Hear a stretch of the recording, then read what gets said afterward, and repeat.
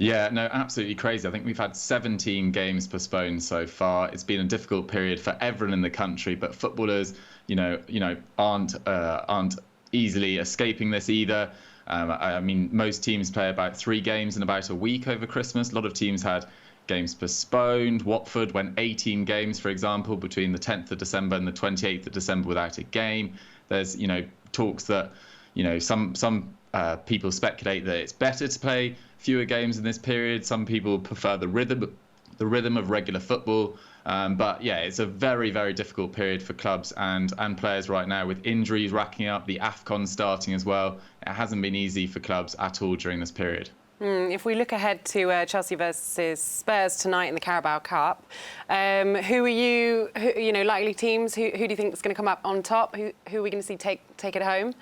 Yeah, I've got a feeling about Spurs actually for this one, Tanya. I mean, they've started really well under Antonio Conte in the Premier League. They've got 5 wins out of 8 so far. They're unbeaten under him so far. Not been so affected by COVID and injury as well. I think it's Steven Bergwijn that's missing, Romero and Sessegnon, but they've got players in a lot of form. Davinson Sanchez is looking his most comfortable in a Spurs shirt so far. Eric Dyer as well. Harry Winks has come back into the team recently. Oliver Skipp goes from strength to strength. And Harry Kane finally finding some form as well. As for Chelsea, they put an excellent performance against Liverpool at the weekend in that 2-2 draw. But there's been a whole host of injury issues for them. Both starting fullbacks, or I should say, or wing-backs, have been injured. Timo Werner's been missing. Kai Havertz, of course, and N'Golo Kante's just come back from injury as well. And Tuchel's obviously had to deal with the Romelu Lukaku situation as well, which I'm sure we'll come on to. So it's been a difficult period for Chelsea. And I just got a sneaky feeling that Spurs might win this one. OK. Let's go back to the Lukaku situation. Do you think there's any way back for him after his comments on Sky Italy?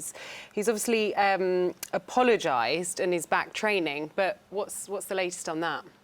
Yeah, well, he's did that apology, as you say, yesterday, and I think that's probably got to be the end of it. I mean, Chelsea can't afford not to use him. They can't afford not to reintegrate him into their squad.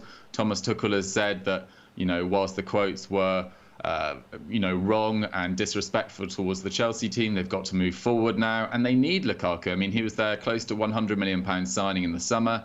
He was supposed to be the signing that was going to take them closer to Pep's Man City this year. Unfortunately, it hasn't really materialised, with Chelsea having a December to forget. But Lukaku, at his best, is one of the best strikers in the world, and Chelsea have been short of goals now for quite a few years.